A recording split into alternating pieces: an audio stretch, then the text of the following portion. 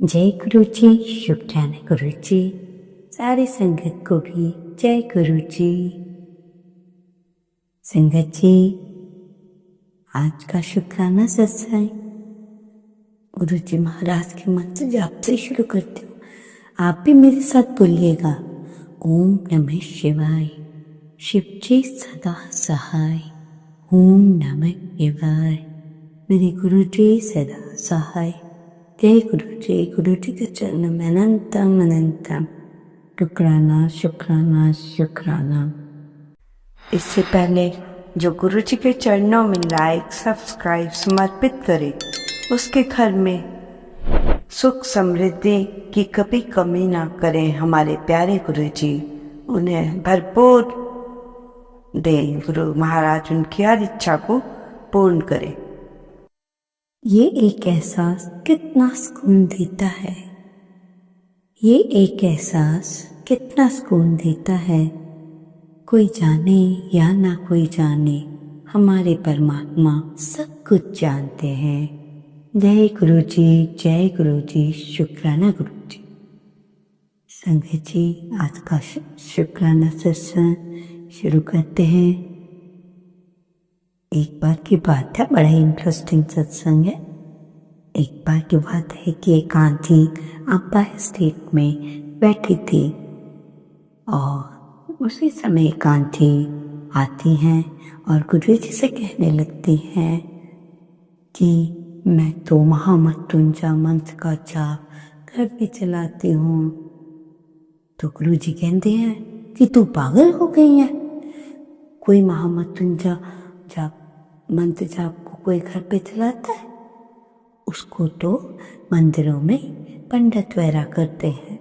तू इस तरह ना करिया कर, तू अपनी मौत आपे बुलांदी है, तेनू पता नहीं चलता।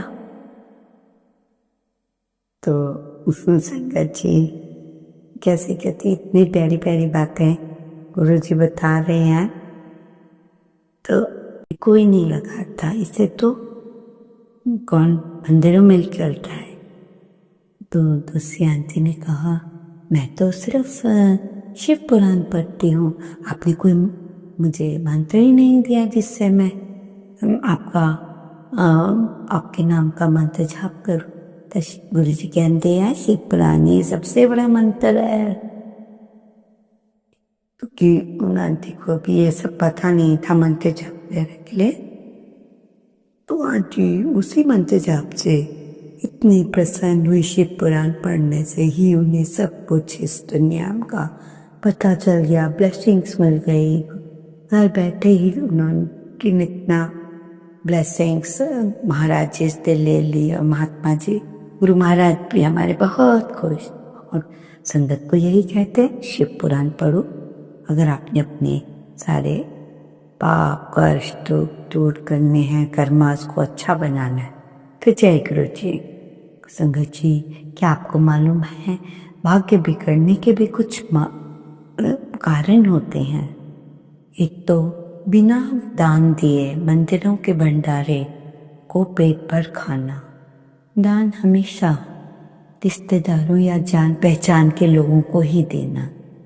और हद से ज़्यादा घर के मंदिर में या घर के अंदर कील गाड़ने से भी हमारा भाग्य बिगड़ता है।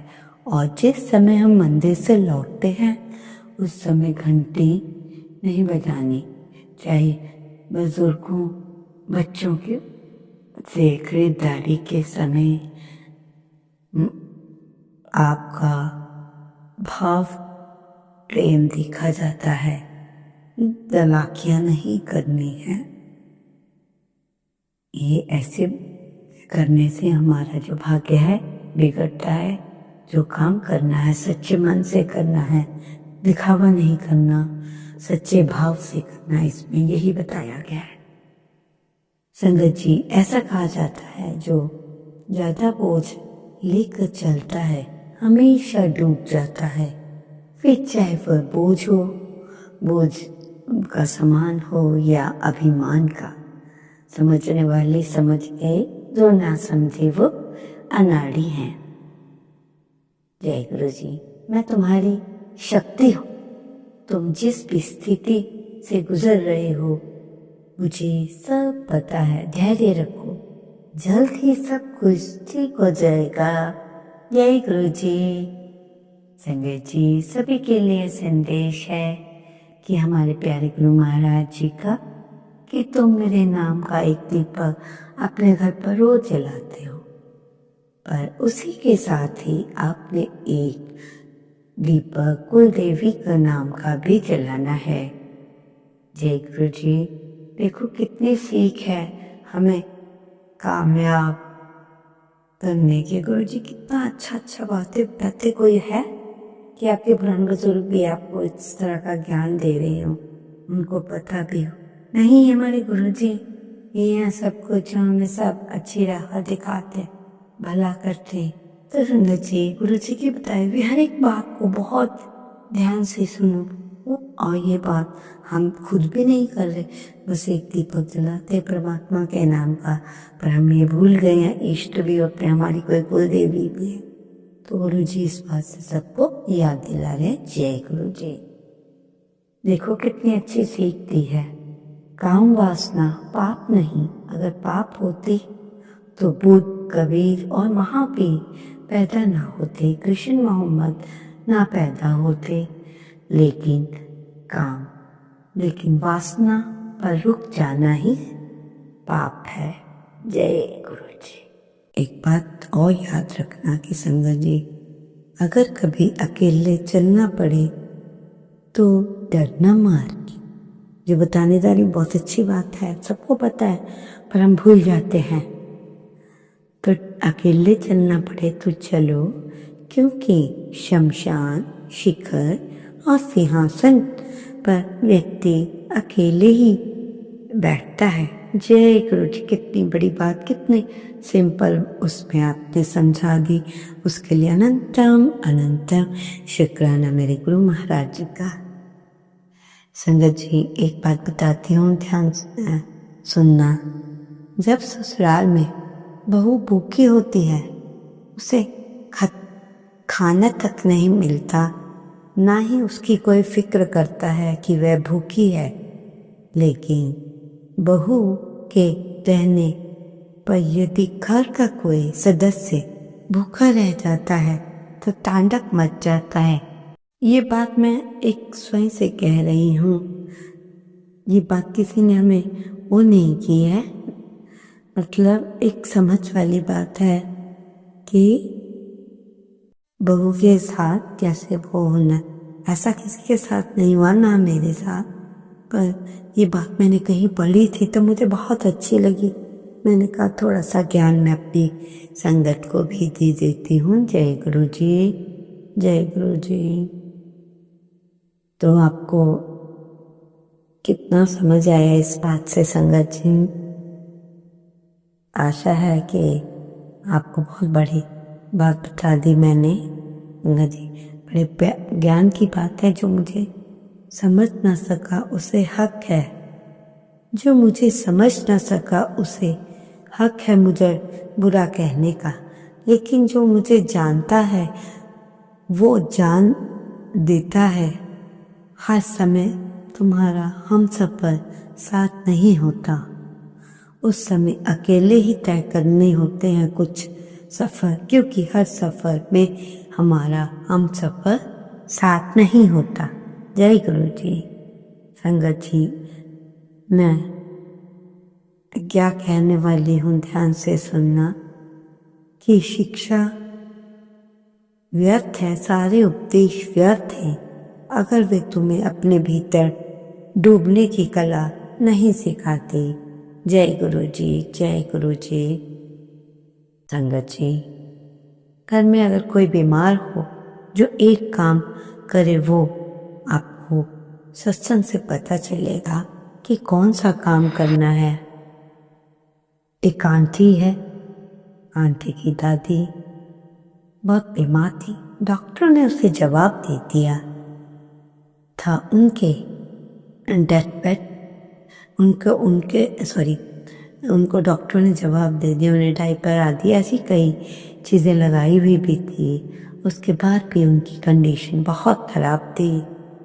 तो जब मेरी मम्मा उन्हें देखने गई, मीन्स मेरी मम्मा ने आंटी की मम्मा, तो उस आंटी ने बीमार जो आंटी थी उनके सीने पर हाथ रखकर मंत्र जाप शुरू कर दिया और गुरुजी की कृपा से अब गुरुजी की कृपा पाई और गुरुजी ने खुश होकर आंटी को जीवन दान दे दिया।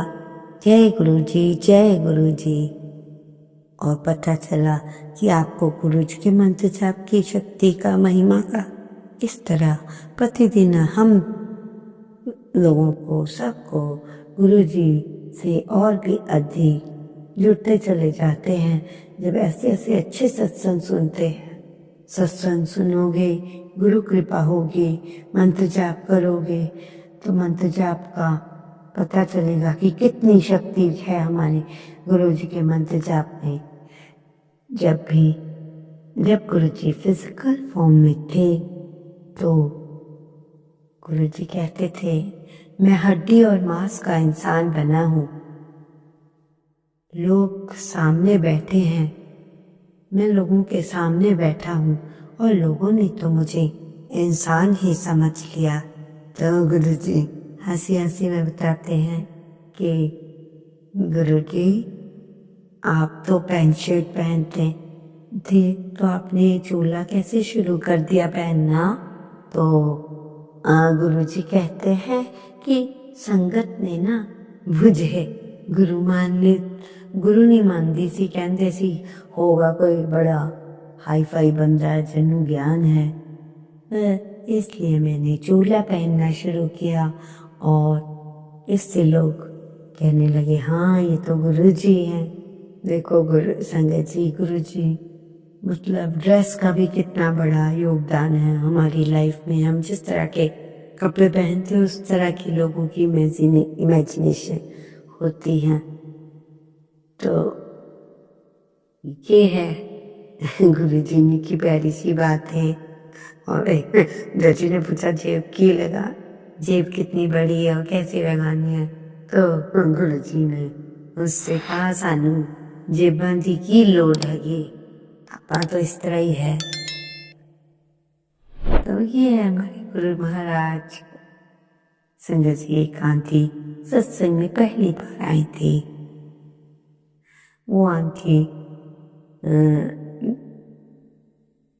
अस्थमा से पीड़ित थी, परेशान थी काफी। तो उस समय जब गुरुजी के पास आई तो लंगर का समय था। तो वो आंटी से गुरुजी ने कहा लंगर कीजिए, और आंटी जी कह रही थी गुरुजी से मैं कैसे कर सकती हूँ, मुझे इतनी बड़ी प्रॉब्लम है। वो जानते नहीं थे गुरुजी की महिमा, इसलिए गुरुजी से कह रही थी कि मैं कैसे करूँ, मैं ये सब्जी नहीं खा सकती। तो गुरुजी कहते मैं क्या ना तेन लंगर प्रसाद खा। तो गुरुजी के कहने पर आंटी ने वो खाया, क्योंकि आंटी को उस समय अस्थमा का अटैक सा महसूस हो रहा था, इसलिए वो गुरुजी से बोल रही थी। और क्योंकि मुझे सांस नहीं आ रहा था, गुरुजी ने आंटी से कहा बैठकर लंगर प्रसाद खा। आंटी मन ही मन में सोचती है कितने गुरुजी क्रूर हैं, दयालु नहीं हैं। मैं उनको अपनी प्रॉब्लम बता रही हूँ और वो मेरी प्रॉब्लम को नहीं समझ रहे, और गोभी जैसे और जो लंगर है उसे खाने को कह रही हैं। फिर आंटी जी ने गुरुजी की आज्ञा ली और लंगर प्रसाद किया। फिर आंटी ने जाने से पहले गुरुजी को मत्था टेका और मन ही मन आंटी जी अपने मन से कह रही थी कि मैं इधर कभी नहीं आऊंगी, कि ऐसे करते हैं। इतने में ही गुरुजी ने कहा चाय प्रसाद के लिए सुबह आ जाना और मैं तेरा कल्याण कर लूंगा। जय गुरुजी, जय इश्क। मन ही मन आंटी कह रही है मुझे अस्थमा का अटैक है, गुरुजी कह रहे हैं जा ऐश कर, मुझे इंजेक्शंस लग रहे हैं, ये हो रहा है वो हो रहा है। पर गुरुजी सुनते ही नहीं। मुझे कहते हैं आंटी कहीं जाने की जरूरत नहीं है डॉक्टरों के पास, घर जाकर आराम से सो जा। उसके बाद आंटी फिर कहीं सो गई। क्या महसूस करती हैं कि उनकी धीरे धीरे बीमारी ठीक हो रही है और उनको पहले जैसी वो प्रॉब्लम नहीं हो रही है जो अस्थमा की उन्हें पहले की। इस तरह वो गुरुजी की लंगर प्रसाद और चाय प्रसाद जल प्रसाद के धीरे धीरे बिल्कुल स्वस्थ हो गई। हर सत्संग में आपको गुरुजी के जल प्रसाद, लंगर प्रसाद और चाय प्रसाद की महिमा का पता चलता है। इसलिए अब मतलब तभी कि गुरुजी ने कैसे चमत्कार किया अपने इसी प्रसाद से। तो संगत जी, गुरुजी पर दृढ़ विश्वास रखिए, उन पे पूरा विश्वास रखिए, उन्हें आजमाइए नहीं, उनका टेस्ट मत लीजिए। टेस्ट लेने वाले का तो हाल बुरा हो जाता है। जो आपसे बुरा होता है वो गुरुजी महाराज जी पर छोड़ दीजिए ताकि आप अपने मुंह से किसी को बुरा ना कहें। और गुरुजी, आप ही हमारे गुरुजी हैं, जो ये कह रहे हैं हमें बुरा तो लग रहा है, हम भी जवाब दे सकते हैं, पर हमने आपको मान लिया है, आप ही के ही ऊपर अपना ये सब कार्य छोड़ दिया। जो आपने इनका करना है वो करो, हमें नहीं पता। हम तो यही चाहेंगे कि सारी संगत सबका भला करे, निंदा चुगली सब छोड़ दें, क्योंकि निंदा चुगली गुरुजी को बिल्कुल भी पसंद नहीं है संगत जी। तो ऐसे गुरुजी ने सबको ठीक कर दिया। पुरानी संगत के अगर आप सत्संग सुनोगे तो हैरान हो जाओगे कि कितनी प्यारी प्यारी बातें। और उनके बच्चे तो उस समय के गुरुजी से उसी समय ब्लेस हो गए, गुरुजी के चूल्हा छोड़ने से पहले ही। पर गुरुजी अभी भी वही कृपा अपनी संगत पर कर रहे हैं, बल्कि उससे ज्यादा करें, क्योंकि वो चूल्हे में नहीं है। इसलिए गुरुजी और ज्यादा सारी संगत को ब्लेस कर रहे हैं। जय गुरुजी, शुक्राना गुरुजी। आपका ज्यादा समय न लेते हुए मैं सत्संग को यही समाप्त करते हुए आशा है आप मेरे सत्संग को ध्यान से सुनेंगे, अपने उसे व्यर्थ नहीं जाने देंगे, उस पर अपनाएंगे और गुरुजी की हर बात को मानेंगे। इसलिए ज्यादा समय न लेते हुए मंत्र जाप के साथ ही आज का शुक्राना सत्संग समाप्त करती हूँ। ओम नमः शिवाय। शिव जी सदा सहाय। ओम नमः शिवाय। गुरु जी सदा सहाय। हर पासे सुख होवे, किसी नु ना दुख होवे, एहो जइया खुशियां बस साईं बाबा नानका। एहो जइया जय गुरु जी। शुक्राना गुरु जी। अनंतम अनंतम शुक्राना। संगत जी, अगर इस सत्संग में कोई बात आपको ठीक ना लगी उसके लिए मैं क्षमा चाहती हूँ और आपसे प्रार्थना करती हूँ, मुझसे कोई गलती तो मुझे आप माफ कर दीजिए।